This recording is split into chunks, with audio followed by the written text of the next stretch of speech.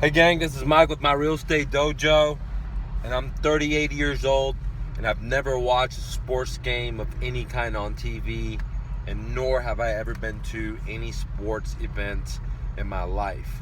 Okay, and last night, which was Thursday night, I went to my first sports event, which was a hockey game, and a friend of mine from high school I haven't seen in a very long time called me and said, come on, let's go to the game. And the first reaction I said is, no, I don't want to. But then the guys that you know about, follow me on Facebook, you know that I'm selling everything I own and moving into my car and heading out. So I said, you know what, let me just try it out, see what it is to go to a sports game. So I went to the sports game. And here's what I want to tell you guys, for a person that's never been to a sports event, a couple of things, what I took from there and how it relates to entrepreneurship, and also how it relates to the society we live in, guys. So the number one thing is that I have much respect for all the athletes. It doesn't matter if you're an MMA fighter, boxer, football player, basketball player. Without a doubt, I know how hard it is for them to go out there and work out every day, eat right, train. All the hard work they've been doing since high school, college, off season, on season. And I really, really admire these people, and I take my hat off to them, guys, without any respect. And so when I went to this hockey game for my first time to any sports event live, I noticed that all these people around me were giving advices, yelling out, hey, do this, hey, do that, hey, this, hey, that, hey, go hold the ball, hey, hit him, this, okay? And I was just people watching, because it was like the first time I've been to, this type of event. And there were so many people and lights and music, and, it was just very, I was virgin to it, I didn't know what to expect. But what I noticed is that all these people that were like in the seats, they were usually like drinking and all intoxicated or fucking fat as fuck, or they didn't work out or whatever, were giving advices to the athletes that have spent their whole life for this event. Okay, excuse me guys, for this event. And they're in there, the athletes is in there fucking doing their thing, working hard, and these fucking people in the seats are telling them, hey man, do this, hey, do this. And I'm thinking to myself, bro, think about your advice, dude. If you knew what the fuck to do, then you would be out there. You don't know what the fuck to do, but you think you do, and you think you're doing a better job than that athlete. You're sitting on your fucking fat ass on a fucking chair, and you're giving advice or counsel or fucking whatever you think that guy should do or shouldn't do. What the fuck are you, dude? You know what I'm saying, dude? Because if you're so fucking good, your fucking fat ass will be out there. You know what I'm saying? Your skinny ass will be out there, or women and men.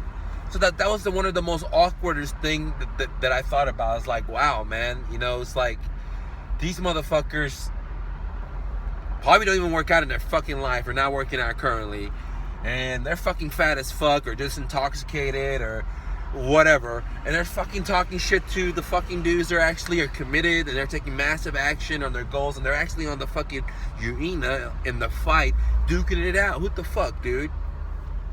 So I was like, man, what a crazy fucking audience, dude. And I couldn't understand that, because I have most respect for both the teams. It doesn't matter if fucking what team I like or don't like, or I like all of them, and that brings me to point number 2.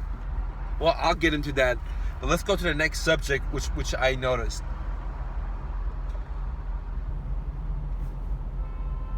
That whatever side the team you were on, let's say you were on the for the Dallas Stars, and the other one was the LA something. I'm not sure, because I'm, like I said, never been to a sports arena, but from my recollection, one was Dallas Star and the other one hockey player team was LA or something, something like that. And so it doesn't matter if you're for the LA or you're for fucking the Dallas Stars. Whatever ref called, if it was for one side, the fans would be like, oh, shitty ref, man, fucking bad call, blah, blah, blah, blah. And And if it was ref made a call for the Dallas team, then the fans were like, fuck you, ref, you fucking suck. And I was just like, wow, dude. You know? I just couldn't believe it, man. And how does that relate to business or entrepreneurship? Because it's the same exact thing. We live in the fucking society and we complain about the government, or we complain about the economy, or we complain about our boss, or we complain about X and Y and Z. Instead of just saying, hey, you know, we live in a great country. Let's just accept it for what it is and try to make the best of it. Or I didn't come from great parents, but let's accept it and do the best of it. Or I don't have education, let's accept it and let's make the best of it. Or I don't have money, let's accept it and make the best of it. So instead of sitting there and complaining about the ref, that doesn't even make any sense, dude. And so point number 2 is I couldn't believe that the people would just complain about a call a ref made. I mean, damn, the guy's doing his fucking job, dude. What the fuck? I couldn't believe it, dude. It's like telling the guy he sucks and this and I thought about, man, the guy that's neutral, just trying to make the game go, and he loves the game so much that he's in there. And man, like one time the guy did like this, and the hug hit the referee in the fucking nose, and his nose started bleeding. And I was thinking, damn, man, this guy must love what the fuck he does, that he's able to go out there and get beat up, put his body in harm, and then get the fucking boos from the fucking people. And I thought, man, this guy must really like, hey, what he loves, this game, man. And I just couldn't believe that people outside, they're fucking drinking fat as fuck, not even fucking out there, are fucking again booing the fucking person that's in charge of the game to make sure it's a fair game, and also booing the fucking players that fucking dedicated their whole life, man. And it was just like mind-blowing to me, okay? And these 2 ideas that just explains helps in entrepreneurship, in business, and in life, guys. And the third idea I wanted to talk about is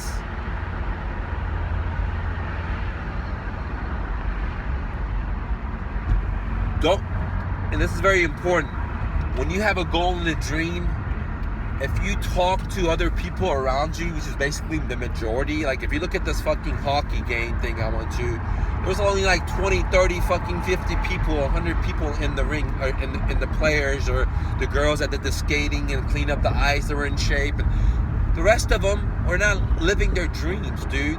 They were there watching these dudes. And so if you would have asked advice from, let's say you want to be a hockey player, you want to go in there and be a champion, if you asked advice from anybody that was sitting around that, watching in the seats, you would not get good advice, because they're not fucking in the game, dude. They don't know. No matter how good they think they are or know, or they don't know, dude. Because if they did, they would be in the fucking game. And if you're not out there taking the fucking punches, then you don't know what the fuck, dude. And it's your imagination. Okay? So if you want to, say, be a writer, or you want to be a speaker, or you want to be an author, or you want to be a fucking entrepreneur, dude, you can't ask your mama and dad and cousin and sister and friends and family unless they're fucking doing it already.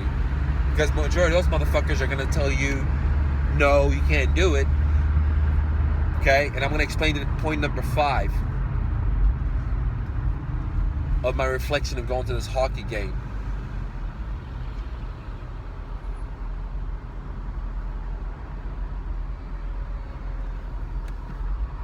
The crowd all had opinions on what the fuck the players should do. You should do this, you should do that, you should do this. And none of these motherfuckers knew what the fuck to do. And if they did, they will be out there. Which brings me to point number 4, guys. So don't ask the crowd what you should do, because they don't know what the fuck to do, dude. They think they know. And they think they know, but it's a reflection of them. And their situation is they're on the fucking seats. They're not in the fucking arena, okay? They're in the fucking seat. And what point number 5 is, what I notice is the crowd is very angry, okay, about each player, about their own team or the other side's team, or they get mad because one player fucks up or makes a mistake. And, you know, they're just like all the fucking things that people say. Hey, do you do this? Hey, you're not this player. You're this other player. I don't know what this player is thinking. All these little things that they tell them to the players, the crowd says to the players, is basically a reflection of themselves, because it's always negative. Like, dude, you fucked up, man. You shoot the ball, dude. Or, fuck you, why are you holding it too long, man? Why didn't you hustle? And it's just like, it's not the guy. The guy's doing his fucking thing. Is the crowd.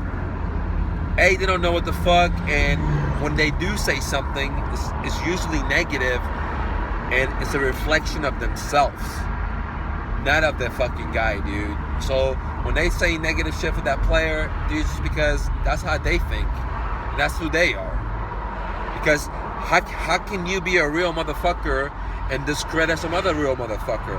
You can't, because you understand how hard that shit is to fucking get there, dude. How hard it is to work out every fucking day. How hard it is to fucking sacrifice. How hard it is to eat right. How hard it is not go out.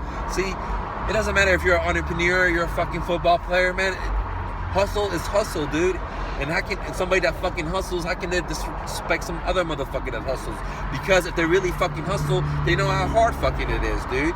So they're not gonna disrespect it. They know how hard it was to get there. Only fat fuckers that don't fucking work, that don't do fucking shit, they're fucking the ones that disrespect other motherfuckers, because they don't know what the fuck it is, dude. They're just fucking munching their fucking faces, and they fucking got opinionated about what other fucking hustlers should do.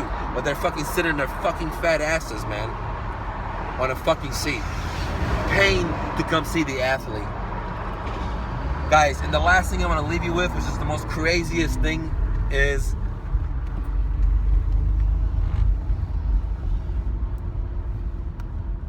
I couldn't believe, like, what will people do to get on 5 seconds or 3 seconds on the big screen on the stadium. Like, how they would act like a fool, or the type of fucking behaviors they would do just to get on a 30-second clip.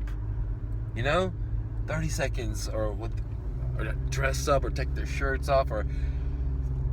And I just thought to myself, man, dude, see, like, this media shit and this TV shit is so fucking crazy. It's like people are willing to do fucking the dumbest things just to take 30 seconds of fame, and talking about your ego, dude. It's like fucking crazy, man. And that's what the fucking society we're living in. You know what I'm saying? With TV is making it seem like corrupting motherfuckers' mind, like that's the most important thing, you know? And let me leave you a point with the next point, man, and then I'm out, guys. Is that this is all business, man. The guys that have the fucking arena, the sponsors over there, the fucking owners of the place, of the team, they're just making shitload of money. Today is basketball, tomorrow is hockey, next is soccer, and they're just making money, man. Massive money. And the crowd just goes up there and spends $10 on some processed food that it gives you this much, or $20, where outside you could buy for 99 cents or $3. Expensive parking, and it's just, when you're there, they're just pumping you with more fucking advertisement. Buy this, eat this, you should look like this, you should be like this. And it's just like, wow, dude, crazy. Talking about some crazy shit, man. Now, I love all the football players, and I love all the hustlers that are in there making their dreams come true. And that's the reason I don't watch the game, because I'm out there chasing my own fucking dreams. I don't got time to watch some other motherfucker chase his fucking dreams. And I recommend the same thing for you, because we live in the greatest country ever, America. And so if you were born here, there's no fucking excuse. There's people that try to fucking come here, kill themselves, bring their babies, you know, all kinds of shit, man. Have to pay Apache, come here. Some people have to fucking come here and marry people they don't want, and, you know, all kinds of shit, man, just to make it this fucking great country. And me and you are already here, man, so I don't know why, you know, you can't chase your dreams, do your life's purpose. And you don't have to know shit. You just got to get started, man. And how can you get started when you're watching TV and they're telling you what to think, and you got to go to these games and watch other motherfuckers chase their dreams while you watching your dreams on pause? And then you're now criticizing some other motherfucker on their fucking dreams. Don't do that, guy. Don't do that, ladies. Chase your own fucking dreams. Do your own life purpose, man. You have a purpose on life. Go do it. I'm out, Mike.